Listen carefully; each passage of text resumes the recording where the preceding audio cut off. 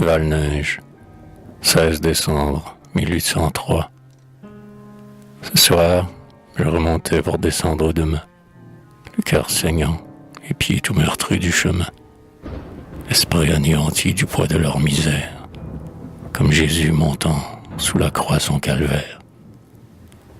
Je récitais tout bas les psaumes consacrés pour les âmes de ceux que j'avais enterrés. La nuit enveloppait les muettes campagnes. Seulement, en montant les crêtes des montagnes, que la lune tardive allait bientôt franchir, d'une écume de jour commençait à blanchir. Elle parut enfin, comme un charbon de braise qu'on tire avant le jour du creux de la fournaise, et, glissant sur la pente en ruisseau de clarté, éclaira mon sentier de tout autre écarté. Sur sentier suspendu sur le bord des abîmes, s'enfonçant dans la gorge et remontant les cimes, puis enfin contournant la pente du rocher, allant avec mes yeux aboutir au clocher. J'avais monté longtemps, mon front large goutte ruisselait de sueur découlant sur la route. Je fus à peu près à moitié du chemin, à l'endroit du sentier coupé par le ravin, sur l'arche du vieux pont, où le torrent dégorge, qui joint un bord à l'autre au creux noir de la gorge. Sur le pied de la croix qui s'élève au milieu, je m'assis un moment pour respirer un peu. Un silence complet endormait la nature. Le torrent desséché s'étendait sans murmure. Je comptais les rochers de son lit peu profond, par la lune baignée, blanchissant jusqu'au fond. Et dans l'air de la nuit, sans haleine et sans voile, on aurait entendu palpiter les étoiles. Je fus tiré du sein de ma réflexion par une étrange bruit de respiration.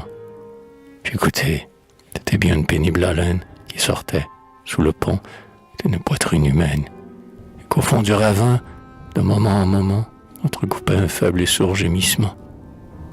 Je refuse un instant le souffle à ma poitrine. Au bas du parapet, l'œil tendu, je m'incline. Je regarde, j'appelle, et rien ne me répond. Par le lit du torrent, je descends sous le pont. La lune en inondait l'arche basse et profonde, où ses rayons tremblaient sur le sable au lieu d'ondes, et, répandant assez de jour pour l'éclairer, laissait l'œil et les pas libres d'y pénétrer. Des ronces et des joncs écartant quelques tiges, j'entrai d'un pas tremblant sous cette arche. Que vis-je? Un jeune homme, le corps sur le sable étendu, le frisson de la mort sur sa peau répandue, sans regard et sans voix, le bras sur quelque chose de long, d'étroit, de blond, qui près de lui repose, et que, dans son instinct, sa main, ouverte encore, semblait contre son cœur pressé comme un trésor. Je recule d'un pas, la pitié me rapproche. Recueillant un peu d'eau dans le creux d'une roche, j'en baigne avec la main son front évanoui. Il ouvre un œil mourant, par la lune éblouie. Jette un regard confus sur mon habit, regarde, si rien n'a déplacé le long fardeau qu'il garde. Cherche en vain dans sa voix un mot pour me bénir, se met sur son séant et ne peut s'y tenir. Je lui fis avec peine avaler une goutte d'un flacon de vin vieux que j'avais pour ma route. Et quand il reprit ses forces à demi, « Que faites-vous ici ?» lui dis-je, mon ami, sous cette arche, à cette heure. Êtes-vous un coupable que son crime poursuit, ou quelque misérable qui, n'ayant plus de toit pour abriter son front, pendant les nuits d'hiver, se cache sous le pont? Coupable ou malheureux, vous n'avez rien à taire. Pardonnez, soulagez, c'est tout mon ministère. Je suis l'œil et la main et l'oreille de Dieu, sa providence à tous, le curé de ce lieu. Un éclair à ce nom parcourut son visage. Il joignit ses deux mains. « Le curé du village, vous » s'écria-t-il. « Ne me trompez-vous pas?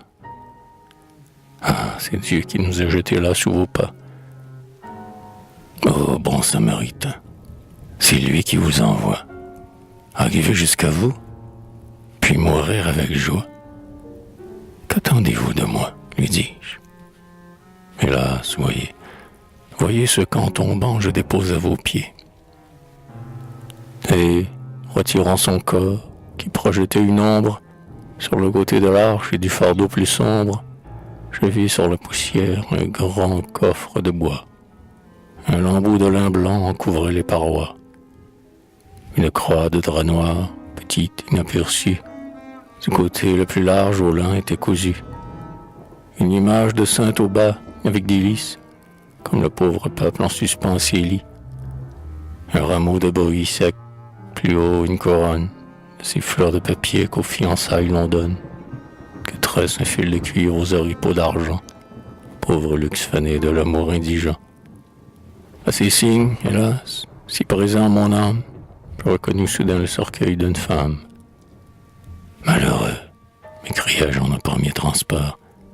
Parlez, que faisiez-vous? Profaniez-vous la mort? Vouliez-vous dérober au tombeau son mystère? Osiez-vous disputer sa dépouille à la terre? Son front, à ce soupçon, se redressa d'horreur. Il joignit ses deux mains sur le corps. Ah, monsieur, moi, profaner la mort et dépouiller la tombe. Ah, si, depuis 2 jours, sous ce poids je succombe, c'est pour n'avoir pu des vivants obtenir une main de l'autel qui voulut la bénir, une prière à part, hélas, pour sa pauvre âme.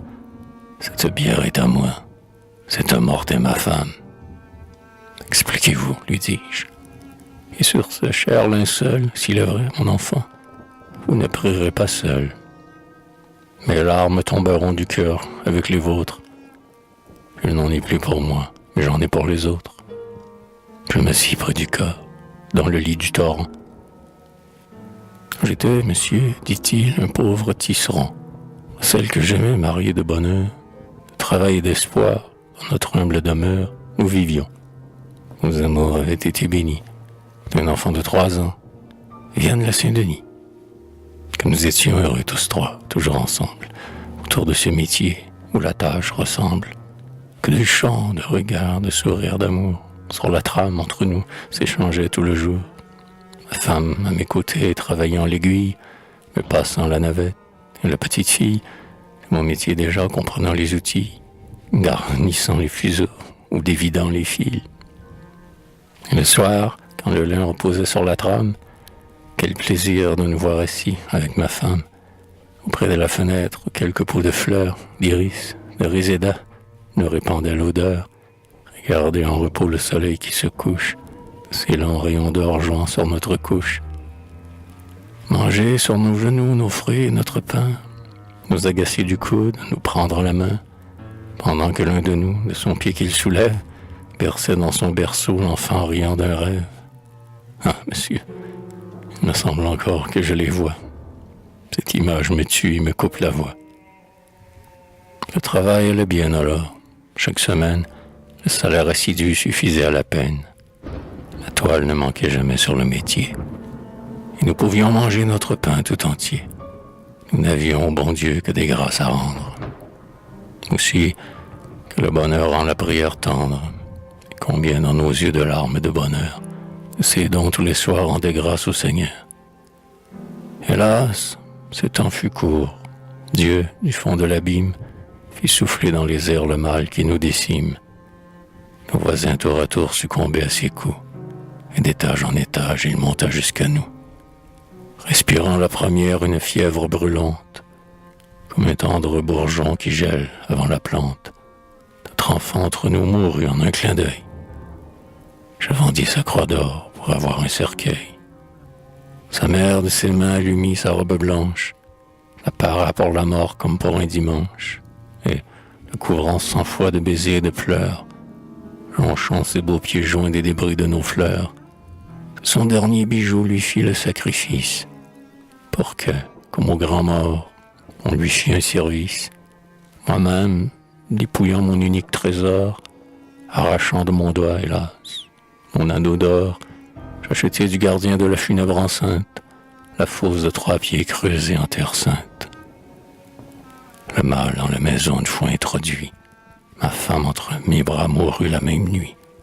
Sans or, sans médecin, sans prêtre, sans remède, je ne puis qu'appeler tous les saints à son aide. chauffé ses pieds froids de mon corps dans mes bras, à disputer longtemps, souffle à souffle, au trépas. Souvent, dans cette nuit de l'angoisse mortelle, en me serrant la main, « Promets-moi, me dit-elle, que tu ne laisseras jamais jeter mon corps, sans bière et sans tombeau dans le fossé des morts, mais que tu feras faire un service à l'Église, pour que plus vite au ciel notre ange nous conduise, et que, plus près de Dieu, pour toi priant là-haut, nous puissions à nous deux te rappeler plus tôt. » Je lui promis, mon père, et sur cette promesse, son âme s'en alla tout heureuse en caresse. Hélas, je promettais, je croyais obtenir, plus qu'en ces jours si durs je ne pouvais tenir. Par la longue misère ou par la maladie, la charité publique était tout attiédie. Je cherchais vainement parmi nos froids amis de quoi faire accomplir ce que j'avais promis. Des planches, un linceul et des clous pour la bière, une messe à son âme, un coin au cimetière. Je revins morne et seul près du cierge m'asseoir, le regardant brûler d'un œil de désespoir. Quand il fut consumé, dans un transport féroce, je lui fis un linceul de sa robe de noces. J'arrachai, je clouai les planches de son lit. Dans ce cercueil d'amour, ma main l'ensevelit. Puis, attendant cette heure ou dans la matinée, au service des morts, la messe est destinée. Et chargeant sur mon dos ce cher et sacré poids, j'allais prendre mon rang, seul, au bout des convois. Mais de tous les quartiers éloignés de la ville, les tombereaux venaient s'encombrer à la file. Hélas, et dans leur mort, comme de leur vivant, les plus riches, monsieur, passaient encore devant. Repoussé le dernier, toujours de bière en bière, courbé sur mon fardeau, je me traînais derrière. L'église était déjà remplie, et le cercueil, sans cortège et sans pleurs, fut repoussé du seuil. 2 jours entiers, monsieur, d'église en église, j'ai tenté d'obtenir les prières promises, ou de surprendre au moins, saintement important, la bénédiction que l'on donne en commun. En 2 jours, mendiant en vain la sépulture, dans la chambre sans lit, sans feu, sans nourriture, je rapportai plus lourd mon fardeau de douleur. Enfin, Dieu me fit naître une pensée au cœur. Allons, dis-je en moi-même, à la montagne. Un prêtre, là-haut par charité, la recevrait peut-être, et, prenant en pitié ma misère et mon vœu, lui bénira gratis sa terre au champ de Dieu. Je repris sur mon dos ma charge raffermie.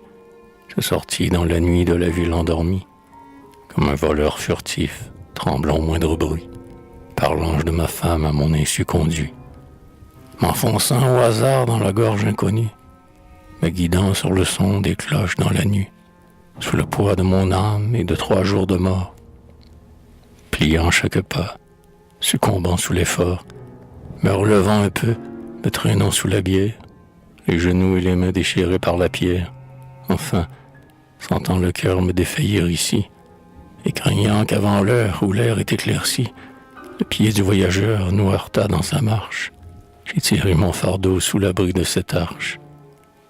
Déjà mort, dans vos soins mon regard s'est rouvert, la grâce du Seigneur à vous m'a découvert. Oh mon frère, lui dis-je, au modèle de l'homme, de quelque nom obscur que la terre vous nomme, oh, quelle charité nous rougit devant vous.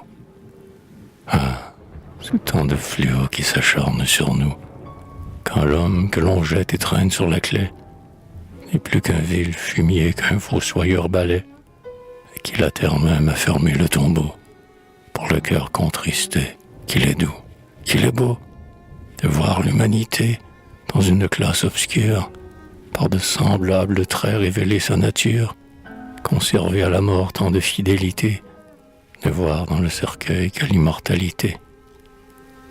Et combien on est fier, dans ce poids de misère, d'être homme avec cet homme et de le nommer frère. Ah, venez avec moi, courage, levez-vous.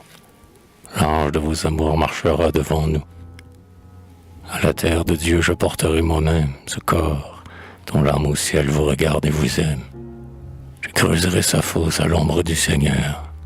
Je ferai pour ses os comme pour une sœur.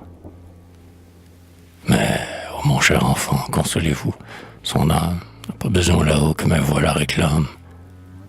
Regarde celui qu'un soupir satisfait, quelle prière vaut ce que vous avez fait. Quel office, ô mon fils, que cette nuit mortelle, cette route, ce sang, cette sueur pour elle. Ah, dans son saint trésor, Dieu n'a jamais compté des tribus qui vers lui plus suaves et montées. Venez, nous n'avons plus qu'à la rendre à la terre. La nuit baisse et le jour cache en lui ce mystère. Et prenant un côté du cercueil sous mon bras, le jeune homme prit l'autre, et, mesurant nos pas, par ces rudes sentiers lentement nous montâmes. Nos membres réfléchissants s'appuyaient sur nos âmes. Nos deux fronts inondaient le cercueil de sueur. Et le matin jetait sa première lueur, quand sur le seuil désert de l'église fermée, je remis le mourant et sa dépouille aimée. J'ornai secrètement l'autel, sans réveiller Marthe, l'enfant de cœur, ni le vieux marguillier.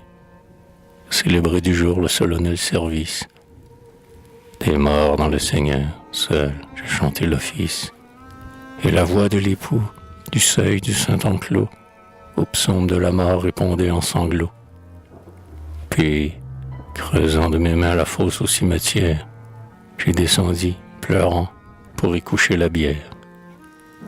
J'ai jeté le premier la terre, et puis l'époux, ma pelle referma la couche en peu de coups, et la croix surmonta le lit du dernier somme.